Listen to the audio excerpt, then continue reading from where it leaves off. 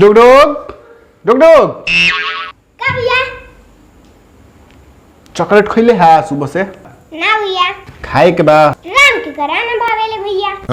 भग जोगनी के चिन्हे ले हां खेलना के लिए किया नु खेदना अंकल अच्छा ठीक बा दा हम भौजी के दे देम चॉकलेट रेडी रखावा तनी सासू चॉकलेट ली Oh no!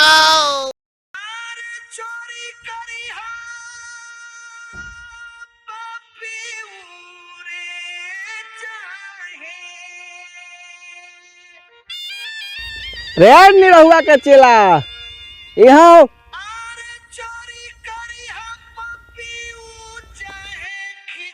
भरे भरे दासा बना के कहाँ चल देला जाते नहीं रहू भौजी के सामान देवे निरहु भौजी के साला बनवा बाटी कैसन सामान हरे ना नहीं रहू देखी भैया बोलले बड़न भौजी के दे को बावरी के होगे ना अरे ससुर पाटे में हक दे बनी रहु एक समला है ना दे भाग ले निरहु भैया के सामान है 4 दिन के जोगिया करे थिए में झट जामल बा सामान है चला राशन के सामान के लिस्ट भेज देले बकारी हमार प्यारी भगजोगनी इधर लव लेटर लिखले बा निरहुआ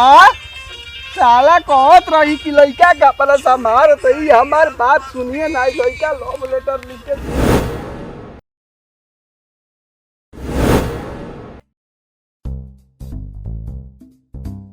आवा नहीं रहू आवा तहरे खाती कुर्सी लगैले बानी आवा हेने आवा हेने आवा हेने आवा हेने आवा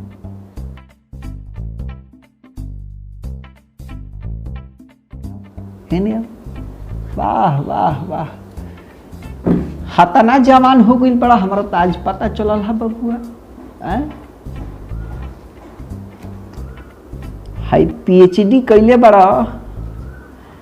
तनी कवितावा सुनाई का बड़ा सुघर सुघर लिखले बड़े बबुआ हमार जान भगजोगनी कौन है रे टोला पकहिया का कुछ कहा तनी सुनाता कुछ हो भगजोगनी के है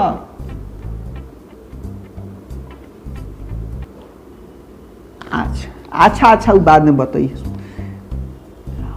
अपना करेजा के तरजुई में जोख के 1.25 किलो प्यार अक्षर से भरल भारी भरकम ई प्रेम पत्र तहरा के लिख रहल बानी तू लड्डू बना के खा मत जन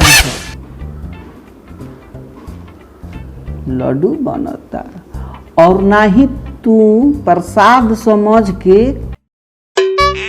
कहीं चढ़ाई है अब स्थिर बैठ का लिखले बड़े रे तू खूबसूरत तरासल उ नगीना हो नगीना नगीना जवन नगीना मूवी के नगीना जैसन दिखाई देलू अरे बाप रे बाप सनी देवल बने के मन करता सनी देवल अच्छा अच्छा तहार अखिया तो एकदम डिहवार के पोखरा जैसन बा डिहवार के पोखरा जैसन बा तहार तारमेजी डुबाई हम वही हमरा पास नाव रही तो जरूर ओहमे नौका बिहार करती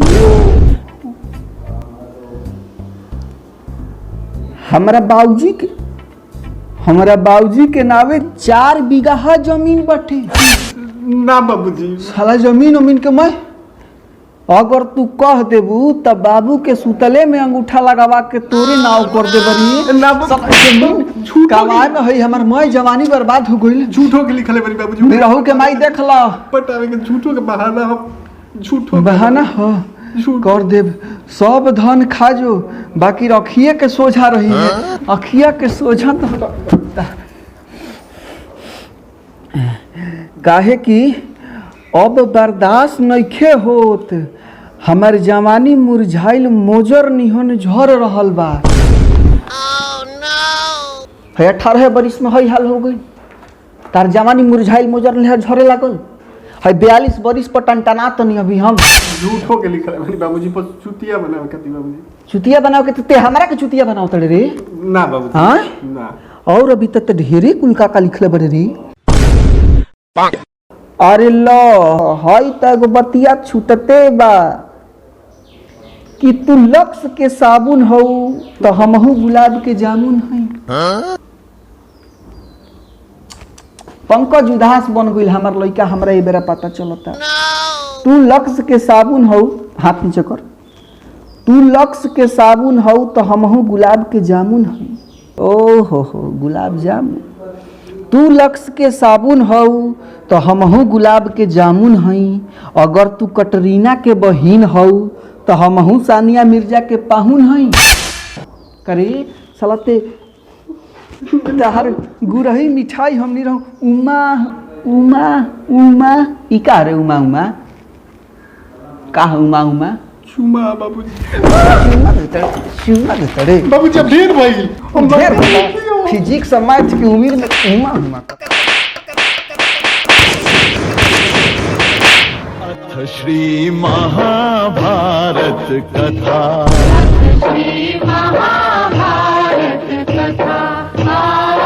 महाभारत कथा